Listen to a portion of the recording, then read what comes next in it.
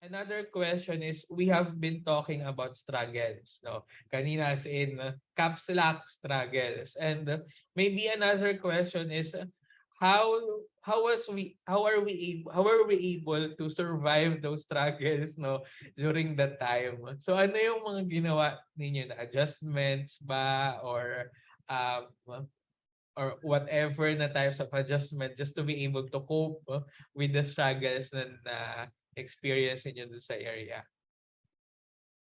Sige, who wants to volunteer na lang. Alam, so volunteero ulit ako. Mag-volunteero ako. Sige, let's start Oh, with... ako na, Sige, sige. okay na. Sige na, ako na. Ah, uh, akin siguro top of my mind, what really helped process the experience were I don't know, the sessions with Miss Sheila. That was really helpful. Because other than that, I had a lot of coping mechanisms, but I don't think like none of those were healthy. And that in my coping mechanisms was a lot of ranting. So like your batchmates are always going to be your strongest allies and strongest support system. So as in ano lang, reklamo sessions. You really just have to Let it out. throw it out there. 'Di ba? There's nothing you can do about it. You just throw it out there. Magrereklamo lang ako. Um, number two for me was I'm gonna admit to this. I know this is not a healthy coping mechanism, but during that time it served a purpose. But I did keep a bottle of gin in my room, but also because of the fireworks. So the fireworks will start around 8:30 to 9. So if you're not asleep by then, you're not gonna be asleep until 12. You're gonna be awake until, and then you're probably going to be too tired to wake up in the morning and go to school. Um, yeah, and a lot food then food was um a coping mechanism for me, and I think also the same with serving, playing with the kids. Pagpakabata ka na lang talaga, just you,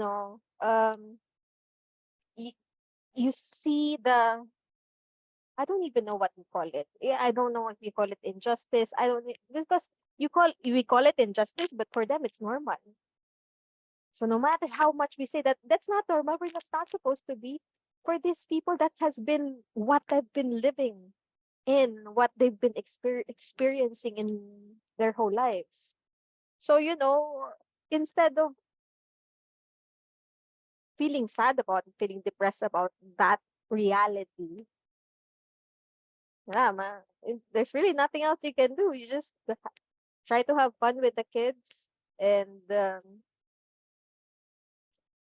create, um, you know, memories with them na lang talaga. Happy memories, because that's what's gonna stick to them anyway. And you too. It's really gonna help you, like, psychologically, mentally, because mental wise, I'm pretty sure a lot of us have our trauma responses have changed in the last so many years, especially with that experience in BARM. So that's it for me. A lot of debriefing and I guess a really good support system. Thank you very much, Coco. So, Kim, you want to go next? Okay, ako na.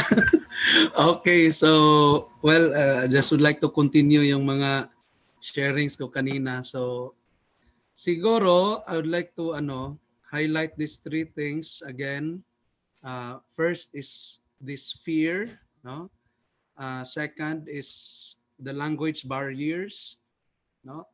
At saka pangatlo is how to handle different kinds of pupils having different cultures, no? Kasi may mga malayo ako na estudyante, may sinama, may tausug, no? So maraming pagkakaiba, and then of course, the community dynamics, no, handling different pupils. Next, community dynamics and my companions.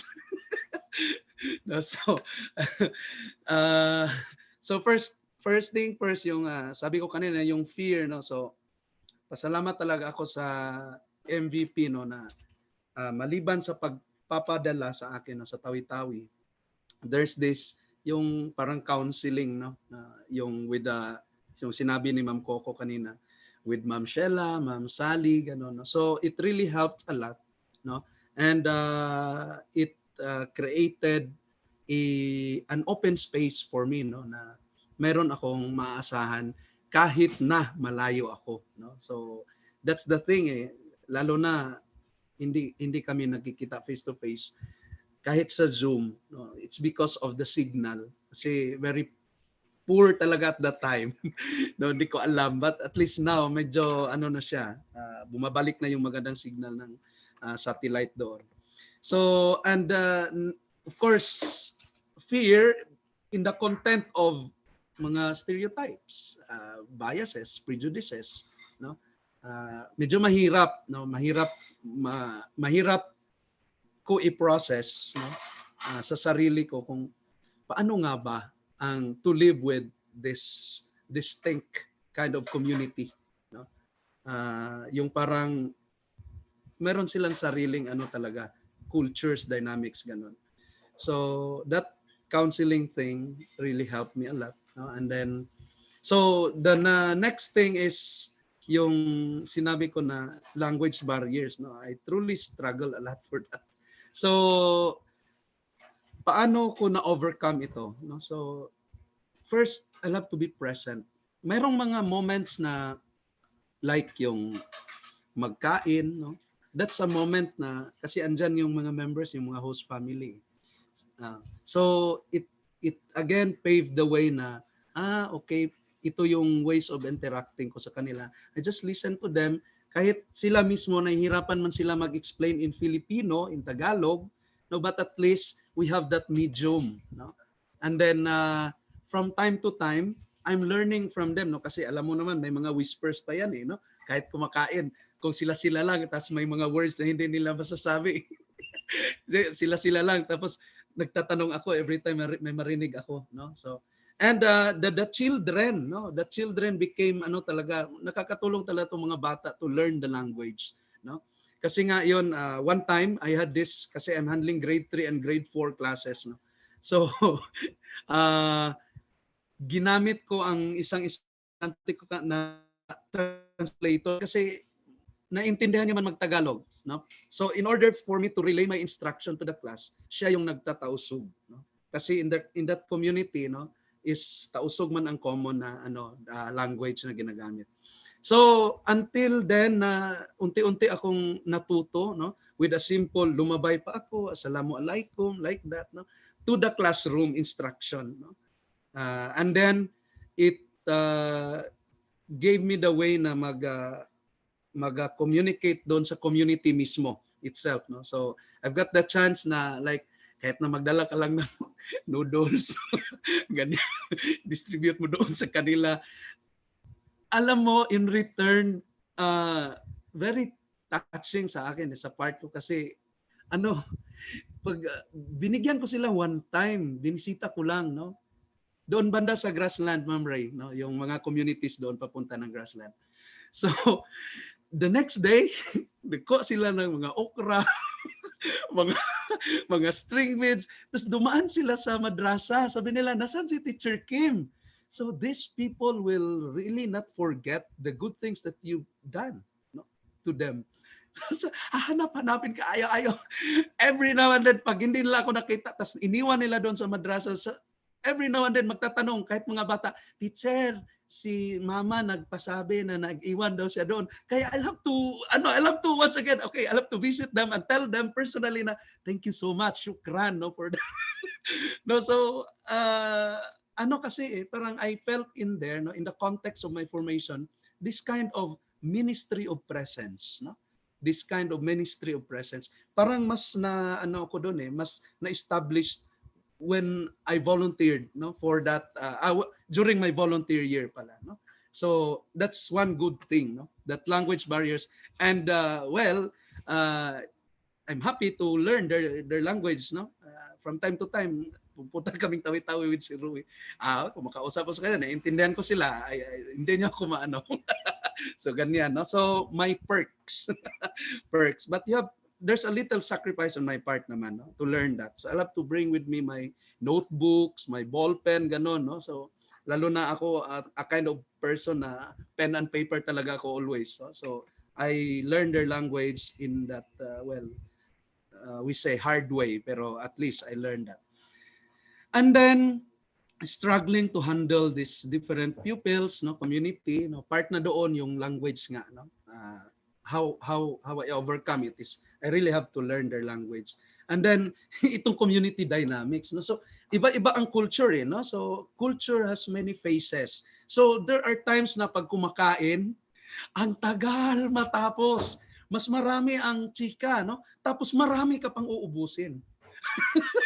Kasi ang daming handa nila ng mga pagkain, di ba?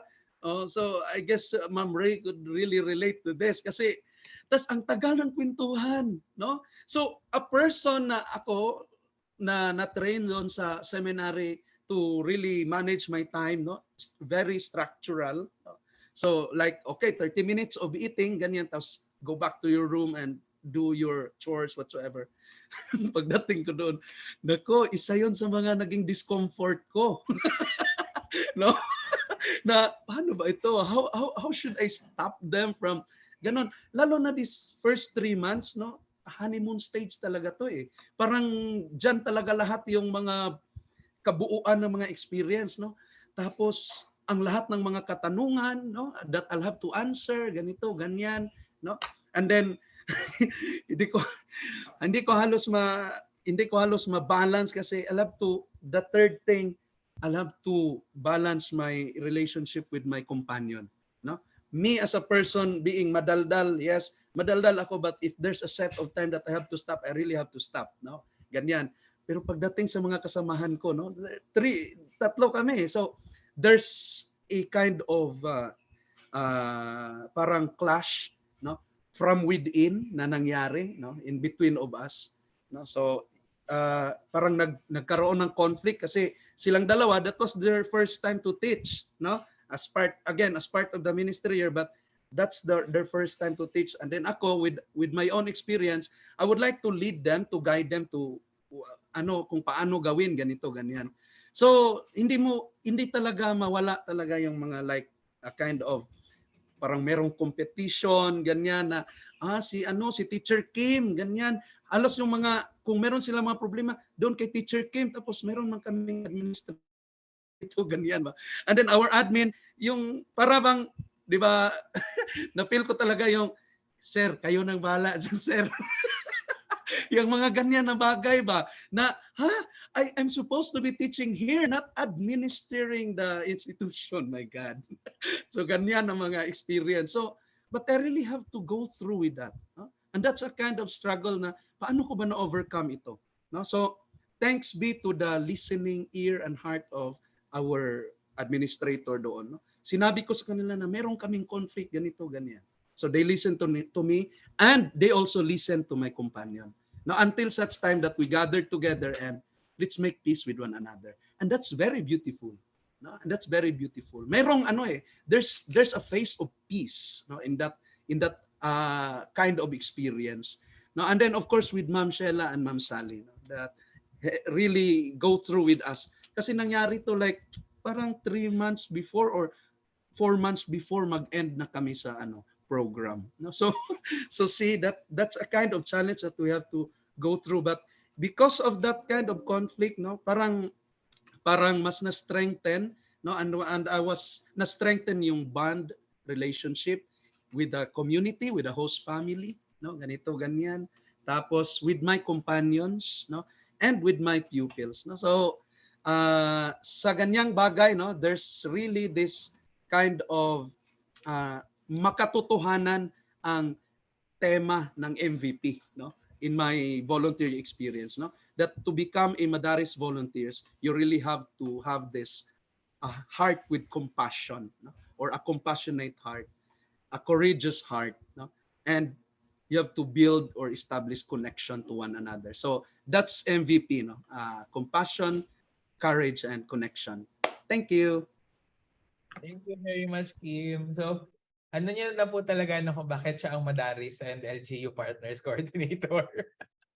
Pwede mo yung ipadala kung saan makakausap ng mga tao, pabayaan mo na lang siya. And then you talk to them afterwards, after niya makausap. But yes, thank you very much, Kim. It's really, from your sharing, it's really very important ang support system. Same with what Coco mentioned. And I think it will be a resounding theme ulit from with the other shares, especially yun yung sa mga formators natin. And then it really depend na lang din on how do you go about with the other struggles na experience sa community. Sige, Ray, would you want to go next? Okay. There are so many things that were helpful despite the challenges. One, of course, the support network. Definitely the counseling was helpful. Whoever thought of that and put it in the program, thank you. Buti na lang. So that was helpful. Ma'am Sheila, Ma'am Sally. We just have this safe space kasi there were, of course, community-related and personal matters. And then they were glad to soak it all in. I don't know how they debrief themselves, but they're very helpful. So that. And then, of course, the kids. The kids were the ultimate therapy. Initially, I would run away from them. I would do exercise was very helpful kasi. And then there's a very interesting airport in anong tawag nila doon? Runway ang tawag nila. They would call it runway, just the runway. And because it's Tawi-Tawi, they would only accept there's just daily one flight daily. And so most of the time the airport was left for people to run on and whatever, do all kinds of exercise. And I would actually sneak my way to that airport, but then the kids would always find me, and then they would join me, and then they would run, and then they would tell me to stop because they're tired, and I'm like, no way. But then of course, because it was fun, so I just stay with them, and it was nice. What else was helpful? So the kids, my partner Deems, Rabia was helpful. We also had meaningful tension. I never thought it was possible. I mean, she's just she's Deems, diba? I mean, Kuya Rui, diba? Rabia is just so, wala. I mean, she's accommodating, but yeah, there was friction. And then there was even a shouting match. But that was between me and my friend. My friend was my one of our girlfriends was trying to intervene, and I didn't like that. But then we settled it out, and then we're back to we're back to just being really good friends, Deems and I. What else was helpful? In addition to the support community, in particular the spiritual support community of being with the Daughters of Charity. So that was helpful. I'm thankful that the church was just a trike away. Actually no, it wasn't a trike away. It was a considerable distance, but it wasn't too far away. And what else? Yeah, the friends, the host family. I had really good friends from them. So also helpful. Thank you so much. Oh, and Kuya Rui was helpful most of the time. I would say. So thank you. Thank you very much, Reina. So I was the volunteer welfare coordinator during their time. So ako ang takbuhan ng mga tao. Well, I just did ko ano yung kaya kong gawin. Sige, Sir Vic, you want to share something, no? So ayun, for my end, ayun nga, yung usual yung una yung mga bata. Hindi yung estudyante ko, yung ibang students. Parang yung grade 4 yung kalaro ko, tapos tinuruan ko grade 6 and then high school. And then paghapon yung mga nakatira sa compound. So sobrang useful yon, parang de-stressing. Tapos at some point, I think naghanap kami ng mga grasshopper para kainin. Kasi hindi ko alam kung bakit, sobrang depressed ako nung the entire day. May nangyari yata. Pero naalala ko lang, after noon, pumunta kami ng field, tapos kumuha kami ng mga tipaklong, tapos kinain namin. Pirito namin, of course. then kinain. Pero sobrang therapeutic yung under the stars. Tapos kung maghahanap kayo punta kayo ng field, may mga putol na maisan, tapos kuha ka ng mga grasshopper. Sobrang amazing na experience. Tapos yung second ay kay si Piyang, sobrang, I don't know, sobrang helpful ni Piyang for me during that time. Kaso wala siya kapag weekend kasi yung way naman niya para makakaway umuwi. Malapit lang siya. So, pero pag weekdays, magkasama kami, tapos may song kami na piniplay na pag stress na. Yung, anong song nga ba yun? Yung Bad Day. Pag masama yung araw, piniplay namin yung Bad Day na song. Sobrang appropriate. Tapos I guess yung diary, sobrang helpful rin nun. Hindi ko alam kung ginagawa pa rin ba yun hanggang ngayon, pero may diary kami. Tapos sobrang, hindi ko alam, hindi naman lahat nagsulat, pero sulat ako ng sulat kasi may mga bagay na hindi mo rin masabi. Kung sinulat ko lang lahat doon. Naubos ko rin yun naka-2 notebook nga yata yung so sinulat ko lang doon lahat. Pero ayun, ano pa ba? Ayun, actually yung pinaka-useful for me, yung support system ng yung MVP kasi mga kasama mo, same experience. Lalo na yung kasama mo sa area itself, yung diary nga, writing and all that. Kasi syempre, ang dami mong gustong sabihin, tapos yung formation session, a week or maybe a month, so doon mo lang nilalagay lahat. Tapos yung mga bata, yun.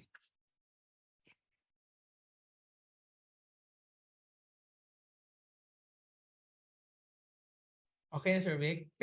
Thank you very much. Yes, so very important ng support system kasi it's actually difficult to volunteer, to do this long-term volunteering kasi you really subject yourself to a lot of shock, cultural shock, and then there's some matrigger na mga past traumas and all kasi with all of the different things happening at the same time, no? But yeah, the support system is really important. That's why also the MVP is really parang placing much importance to these kinds of mechanisms for our volunteers. Kaya din, di ba, the first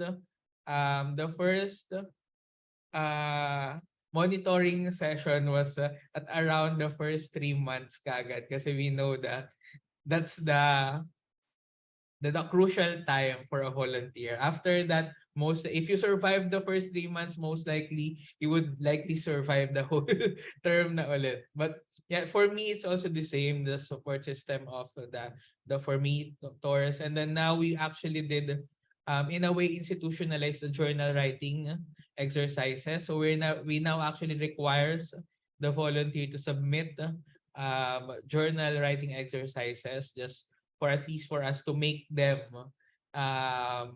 have some kind of an outlet if ever na the formation is not yet in kumbaga in schedule. No, for me another one is I have to be very mindful of myself. Another one is I have to prioritize. If things doesn't go doesn't go the way I planned them to be in terms of the reception of the students and all. So I need to in a way recalibrate myself on how can I even actually adjust to this kinds of situation. One of the things that internally stressful for me was the expectations of the community. Now, especially, for example, I don't think I mentioned this to Raymond, but during my time, very resounding ang Sir Raymond. No, Sir Raymond is ganito. Sir Raymond is ganito siya. How do he interact with the students? How do he teach? How do this ganyan. So puro Sir Raymond. I think for the first part of my volunteering, mga at least a month siguro there's a tendency for me to kumbaga ang tawag dito, to camouflage myself as Raymond, to be a chameleon na, so the community wants this and that, and Raymond does this and that, and apparently it works, so I think I should also do this and that. But at the end of the day, it will be very stressful for you because you're trying to replicate someone who's not you. No, so with the help of the formation sessions din also, I was able to realize na I'm there in the community as me, so I should not be able should not be pressured to function like someone else also. No, so kasi yun din minsan it's a challenge for the next volunteer if ever the volunteer before really did make connections with this deep and meaningful connection with the people, because you will really hear a lot from the community about the previous volunteer. And I think that's also one of the things that we also remind our volunteers nowadays. And the same that mentality na I want to do this, I want to do that. No, so I have to improve the quality of education for the students. But at the end of the day, again, you're not God, you're not Superman. You can do so much, but it really depends also on the context of and the community. So that's one of the things that I really have to make peace with myself, kasi may tendency din ako na can be very controlling, and it's very frustrating na kapag hindi nagma-match yung mga bagay-bagay or hindi natutupad yung mga pinaplano mo. No? So ayun, siguro time check, it's 3:47. So siguro this is a very good conversation, no? Very good it's a very good feeling that to be able to reach out to former volunteers to talk about our experiences in the area. So maybe just to close this conversation, just last message for those who wanted to volunteer. So we have here some of our short-term volunteers. What would you closing argument I mean closing statement na lang for closing statement or message for those who considers volunteering to MVP. Sige, unahin natin si Kim. Okay. Well, pardon sir, sorry. Ano nga yun ulit? Message. Motivation. Yeah. Well, first is yeah. First is just believe in yourself that there's still something that you can do, especially your talents, your giftedness. Kasi that's that's one thing na sa pag-volunteer natin, para sa akin personally, hindi ko man alam kung ano ang tawag dyan. Hindi ko man alam at first kung ano talaga ang kailangan nila. No? But when I was there, doon ko na nalaman na may magagawa pala ako. No? So first, believe in yourself that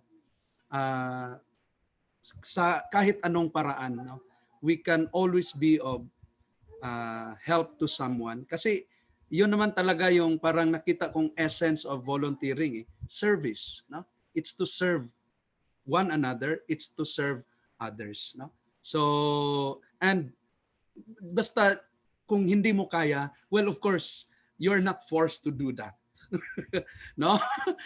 Importante dyan is ano ang kaya mong gawin, no? Na sa tingin mo ay kinakailangan nila. So, I guess yun, no, ang ano natin. Sa kagaya nga sabi ni Sir Roy kanina, hindi tayo Superman, no? So in a Christian perspective, we don't have that kind of messianic complex, no, that we can do everything, no? But what we can do, no, is what is in us, no? Kaya believe in yourself, and for sure, no, you will become later on you will see many brighter things, no, from that simple things you're doing. So, yun lang. Salamat. Thank you, Kim. Dream, Believe, Survive ba ito?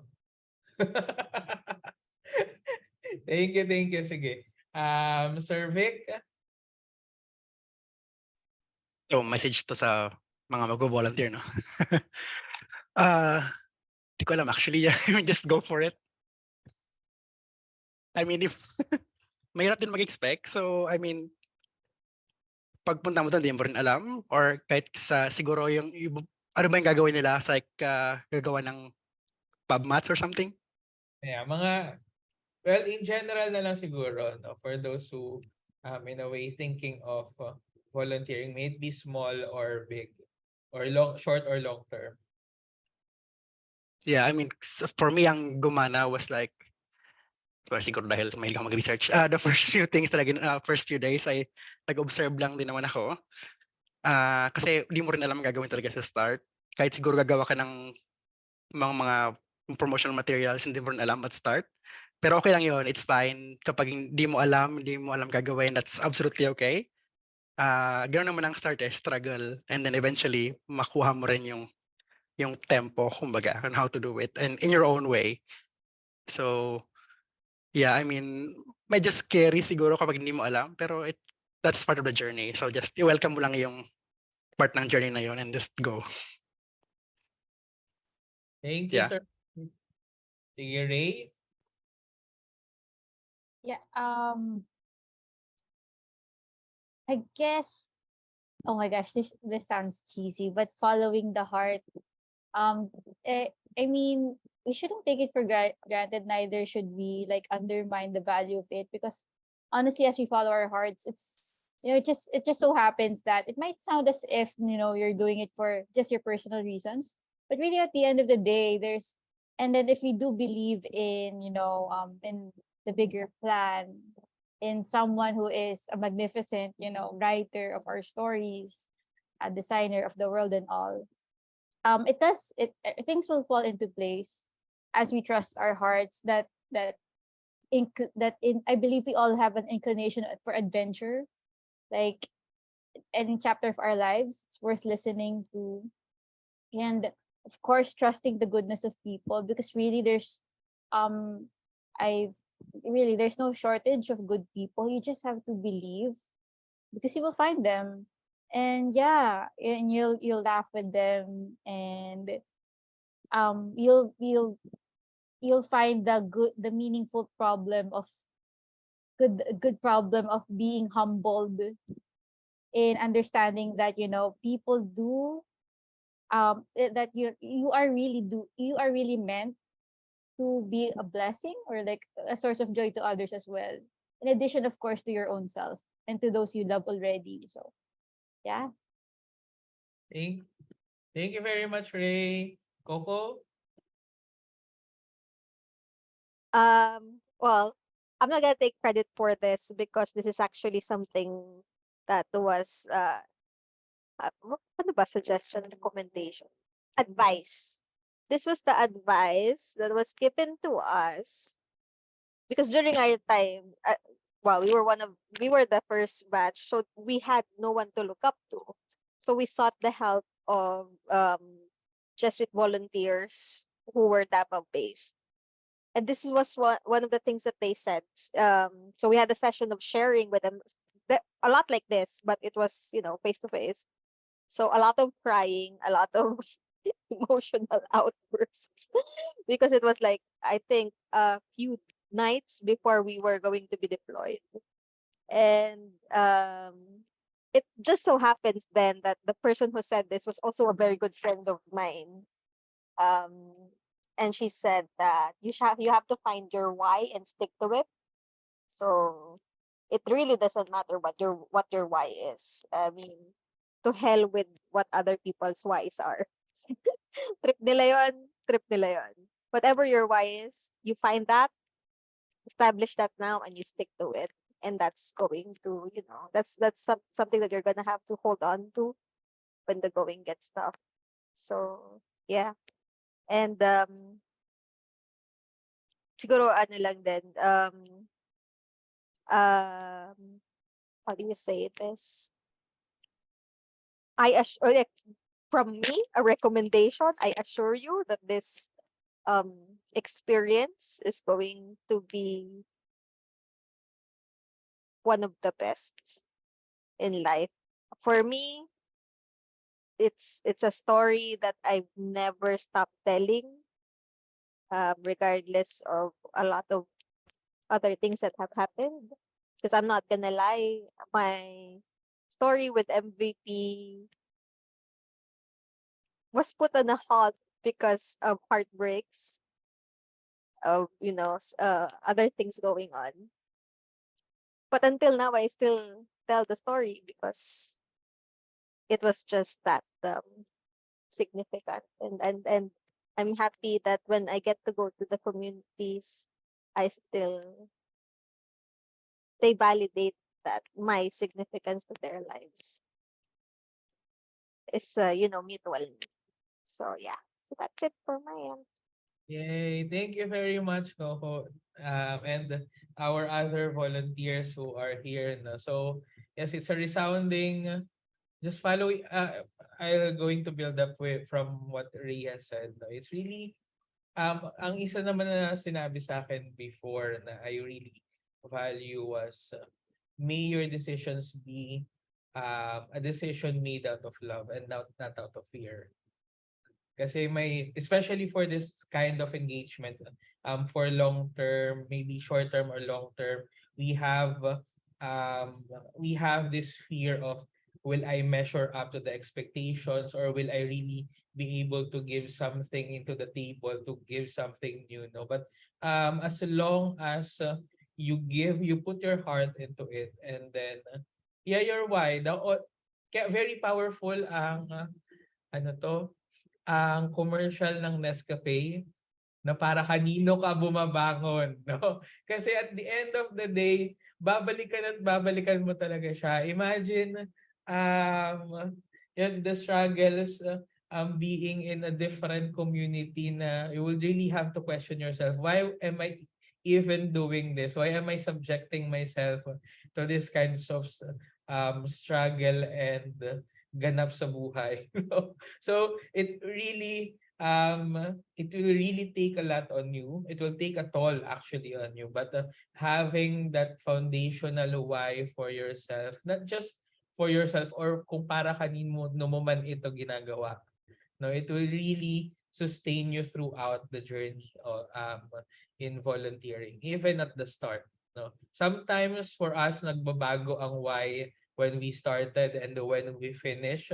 So it's also okay na everything naman is evolving, everything can change as long as you open yourself to whatever possibility that life, or if you believe in God, that He placed into your plate. So parang ngayon laban lang, no, sa mga hamon ng buhay. So I think thank you very much for this afternoon, no. It's very, for me, it's very fruitful. Hopefully sa ating mga volunteers na andito, no, na it's na kumbaga it serves as meaningful also for you, as it is very meaningful to us. If you would also ano tawag dito, parang consider if you were able to see, actually some of us were actually redirected to wherever parang we want to be. Some are affirmed din, no, but bottom line for us, MVP has been a very life-changing moment at life-changing experience na ganun siya ka-memorable na to talk about this actually is, kumbaga, it's very life-giving for us to talk about these experiences. So, sige, just to close na lang, maybe we can have some picture taking, no, for documentation purposes, no. It's a very good afternoon to really know about our volunteers and to hear from the experiences of each. Sige po. Thank you very much. No? So hopefully for our short-term goals, no, kumbaga the experiences of our volunteers in a way give you a more concrete perspective on what we do and what the advocacy of them. And so I'll give updates na lang doon sa ating mga Facebook groups. So I will add for those na hindi ko pa na-add, please message me. But in a way, thank you very much for this afternoon. Thank you! Daghang salamat.